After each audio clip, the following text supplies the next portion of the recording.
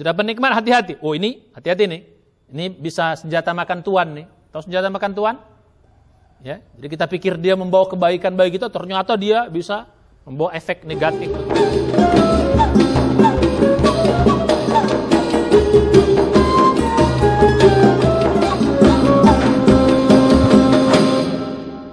Bismillahirrahmanirrahim. Assalamualaikum warahmatullahi wabarakatuh. Alhamdulillah kita bertemu kembali dalam pengajian episode Hakikat Ujian dalam Kehidupan Manusia. Nah, pada kesempatan ini kita akan bahas bagaimana menghadapi ujian nikmat nih. Apa saja tantangannya, apa hambatannya, apa saja bahayanya. Ya, sehingga kita jadi hati-hati. Begitu dapat nikmat kita hati-hati. Ya, jadi gitu dapat nikmat hati-hati. Oh ini, hati-hati nih. Ini bisa senjata makan tuan nih. Tahu senjata makan tuan? Ya, jadi kita pikir dia membawa kebaikan bagi kita, ternyata dia bisa membawa efek negatif bagi kita, membawa keburukan di dunia maupun di akhirat kalau kita tidak bersyukur. Itulah makna ayat la in syakartum la azidannakum wa la in kafartum inna adzabi lasyadid. Ya, surat ke-14 ayat 7. Kalau kalian bersyukur, nikmat ditambah, tapi kalau kufur, hati-hati. Akan bisa membawa azab. Inna adzabi lasyadid di dunia maupun azab di akhirat. Nah, sekarang kita masuk. Apa saja kehati-hatian kita, tantangan atau hambatan ya yang mesti kita hati-hati. Yang pertama adalah apa? Nikmat itu ya, nikmat yang diberikan Allah kepada kita itu walaupun enak, kita harus hati-hati. Sebab ya, pertama apa? Karena nikmat bikin lalai kita dari ibadah. Nikmat bikin lalai kita dari Allah Subhanahu wa taala. Itu yang pertama. Jadi nikmat bikin lalai. Kecenderungannya orang dapat nikmat pasti akan ibadahnya turun, itu kecenderungannya. Makanya pada pertemuan sebelumnya kita bahas biar tidak turun, ya begitu dapat nikmat tingkatkan ibadah kita. Kenapa? Kecenderungannya nikmat itu akan membuat ibadah kita turun. Nikmat itu bikin kita lupa dari Allah yang beri nikmat. Sibuk ngurus nikmat, sibuk menikmati nikmat, lupa kepada yang memberi nikmat. Lihat dalam surat 63 Al-Munafikun. Ya, mulai dari ayat 9. Ya, ini ayat dibuat orang beriman loh, bukan buat orang kafir loh, buat orang beriman. Ya ayyuhalladzina amanu la tulhikum amwalukum wala auladukum an dzikrillah. Wa may yaf'al dzalika faulaika humul khasirun. Wahai orang-orang yang beriman, ini ayat buat orang beriman.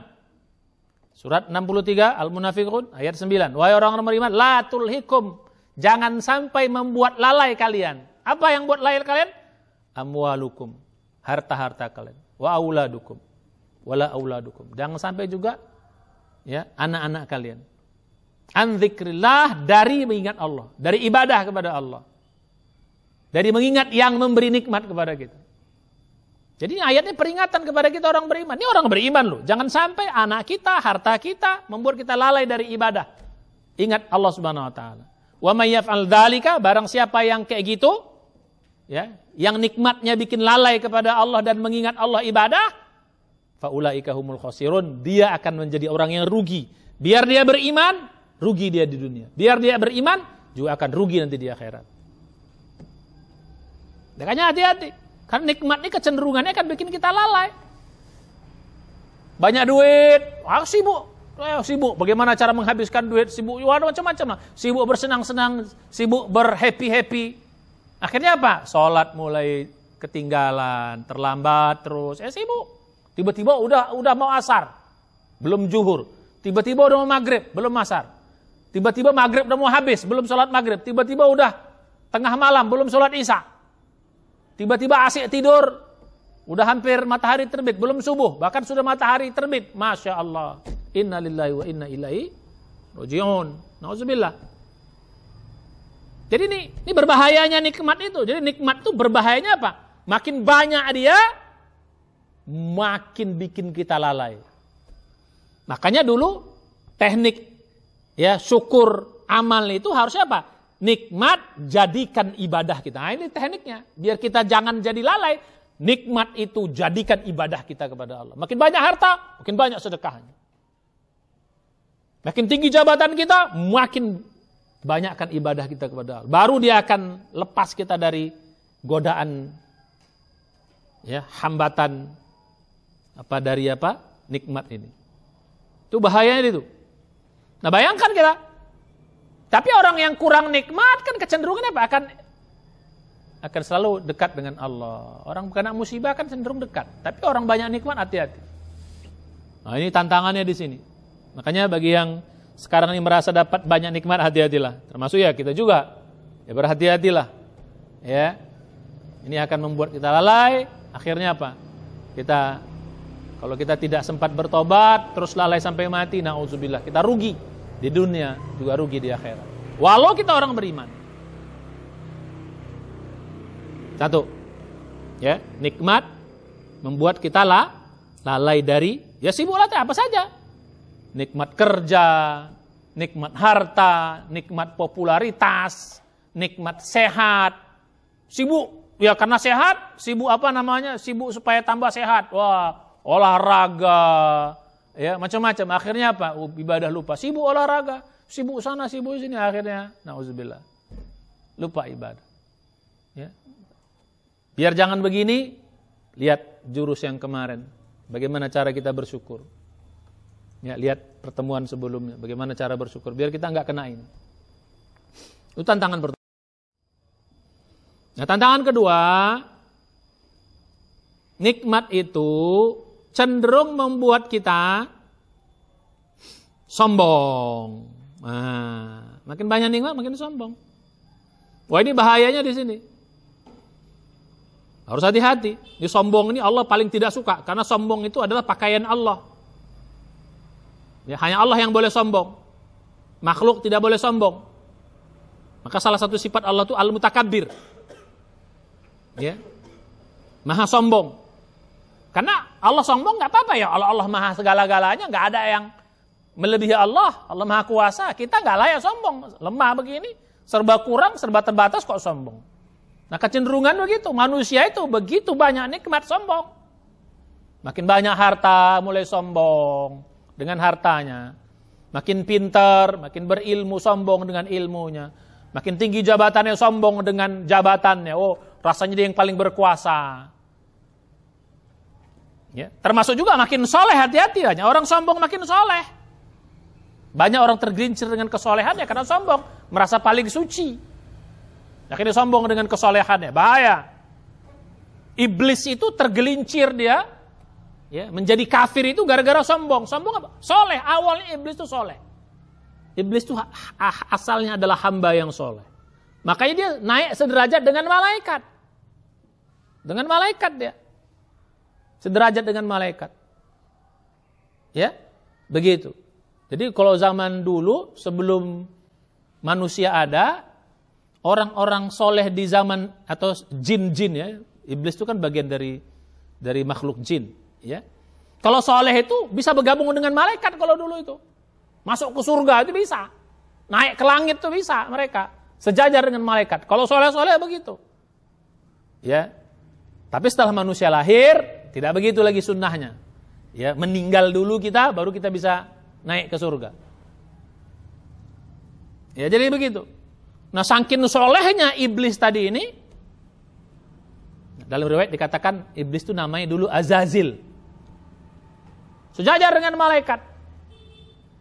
Begitu Allah ciptakan manusia, Adam, ya, dari tanah. Nah, dia mulai nengok, ini manusia dari tanah. Tiba-tiba apa? Adam mau dijadikan khalifah di muka bumi. Sebelum itu kan jin yang jadi khalifah. Terus ini anak yang baru kemarin ini disuruh sujud pula semuanya. Malaikat disuruh sujud. Termasuk iblis yang tadi soleh ini bergabung dengan malaikat disuruh sujud juga sama siapa? Sama Adam. Apa kata iblis? Kalau yang malaikat ya sami'na wa ata'na, semua sujud. Fasajadal malaikatu kulluhum ajma'un illa iblis. Iblis yang enggak mau. Kenapa? Aba wastakbar. Sombong, enggan dia. Wa kana minal kafirin. Maka dia jadi orang kafir. Jadi kafir itu sebabnya gara-gara hati-hati, sombong. Kekayaan, kesolehan, itu bisa bikin kita sombong.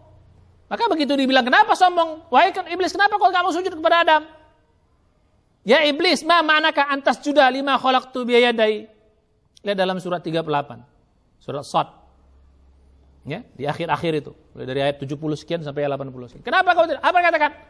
Ana khairun minhu. Aku Tuhan tidak mau sujud sama Adam, aku lebih baik daripada Adam. Khalaqtani min nar wa khalaqtahu min tin. Kau ciptakan aku dari api, kau ciptakan Adam dari tanah. Oh, itu sombongnya. Hati-hati. Makin punya kita banyak kelebihan, makin punya banyak nikmat, kecenderungan sombong. Iblis sombong dengan kesolehannya. Siapa lagi sombong? Fir'aun sombong dengan kekuasaannya. Akhirnya mengaku, ana rabbukumul a'la. Jadi gitu. Merasa sebagai Tuhan. Sombong. Siapa kawan Fir'aun? Qarun. Sombong karena hartanya. Innama utitu ala ilmin indi. Aku nih dapat harta ini karena ilmuku, kata Qarun. Namrud. Ya, raja di zaman Nabi Ibrahim sombong juga, berlaku seperti Tuhan. An atahullahul mulk, Allah kasih dia mulk itu kerajaan. Ya. Alam tara ilal ladzi haja Ibrahim fi rabbih an atahullahul mulk. Malah dia mengaku Tuhan. Aku bisa Tuhan, aku menghidupkan, aku juga mematikan, dia bilang. Sombongnya muncul. Lihat dalam surat Al-Baqarah surat 2 ayat 258. Nah jadi begitu. Nah jadi kecenderungan yang makin banyak nikmat kita sombong. Ini hati-hati. Bisa menggelincirkan kita. Maka kita harus hati-hati. Makin pintar, terus semua makin cantik. Tapi sebaliknya, coba kalau ujian yang musibah, kekurangan, mana ada orang sombong? Ada orang miskin sombong? Ada orang miskin sombong nggak? Kalau ada, terlalu. Ada orang bodoh sombong. Ada orang jelek sombong. Orang cantik yang sombong-sombong. Orang ganteng, merasa ganteng. Oh ganteng. Kemana-mana. Maco. Oh. Apa istilahnya tuh? Keker. Ya, sombong akhirnya. Jalan aja membusungkan dada. Oh.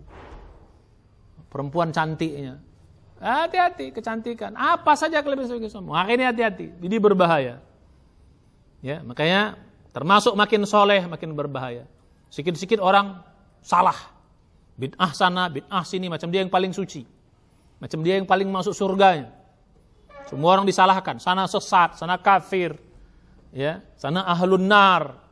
Sana bid'ah. Waduh, pakaian dia paling sucinya. Ya, kalau mengatakan fala tuzakku anfusakum. Ya huwa a'lamu biman ittaq. Jangan kau merasa dirimu suci karena Allah yang paling tahu siapa yang suci. Siapa yang paling bertakwa. Hati-hati, kesombongan bisa menjerumuskan kita kepada kekafiran. 2, ya, jadi semua diuji. Maka itu beratnya ujian nikmat ini. Siapa saja. Nah yang ketiga, ujian nikmat ini, ya, tantangannya, godaannya, apa yang ketiga? Nah, ujian senang ini cenderung membuat kita menjadi bermewah-mewah. Apa bermewah-mewah? Ya bermewah-mewah dengan hartanya, bermegah-megah. Jadi orang sampai begitu. Ingin menampakkan, ini gue punya loh, kan gitu. Kecenderungan orang kalau banyak lebih pasti ingin menampakkan kelebihannya, pasti tuh. Bermewah-mewah, bermegah-megah. Ya, kalau dia pinter, dinampakkanlah pinternya gimana. Ya, kalau dia kaya, nampakkan kekayaannya dengan rumahnya, dengan mobilnya. Wah, pokoknya semuanya. Kalau dia berkuasa, nampakkan. Kalau kemana-mana, pakai Jagger. Oh, nampak. Ya biar nampak. Jadi itu bahaya. Ini bahaya. Makanya kalau kelihatan para sahabat dulu, makin mereka dapat nikmat, makin mereka tunduk. Makin mereka merasa ngeri, takut. Karena beratnya. Jadi gitu. Jadi hati-hati. Makanya yang ketiga, ini akan cenderung, dia akan bermewah-mewah. Ya, bermubazir, berlebih-lebihan. Ya nampak hebatnya. Nah, ini berbahayanya. Itu yang keempat. Yang ketiga. Nah, yang keempat, nikmat dunia itu akan membuat kita menjadi apa? Betah di dunia, lupa akhirat, takut mati. Itu satu paket tuh. Betah di dunia, terus lupa akhirat, terus takut mati. Itu satu paket. Ini penyakit yang paling ditakutkan oleh Rasulullah. Namanya penyakit al-wahan. Itu membuat umat Islam ini ya sering menjadi bulan-bulanan ini karena umatnya mulai sekarang di akhir zaman tuh mulai begitu. Jumlah banyak tapi tidak diperhitungkan oleh musuh-musuhnya. Kenapa? Penyakit al-wahan. Apa penyakit al-wahan? Cinta dunia, takut mati, lupa akhirat. Ya karena nikmat dunia itu membuat begitu. Orang kalau rumahnya besar, hartanya banyak, jabatannya tinggi, udah nggak pengen masuk surga itu. Dia menganggap apa yang dia punya sekarang bagaikan surga, nggak pengen lagi dia masuk surga yang sesungguhnya. Jadi begitu. Apa tadi? Cinta dunia, terus lupa akhirat, takut mati. Kenapa? Ya karena dunia itu mengikat dia, mengikat dia. Ini berbahaya nih. Kalau udah takut mati itu berbahaya. Tapi kalau orang yang beriman kan enggak takut mati. Kenapa? Karena begitu mati kan dia akan disiapkan nikmat yang lebih besar daripada dunia ini. Makanya orang nanti mau mati, orang-orang seperti ini mau mati itu takut mati. Kenapa? Dia takut meninggalkan dunianya. Takut dia meninggalkan dunianya. Ya, karena begitu dia mati nanti dia masuk kubur, nggak ada apa-apa di kubur. Ya, tapi kalau kita orang yang imannya bagus, justru di akhirat tuh kita yakin akan mendapatkan nikmat kubur. Nanti di akhirat kita yakin masuk surga, yang nikmatnya lebih daripada nikmat dunia ini.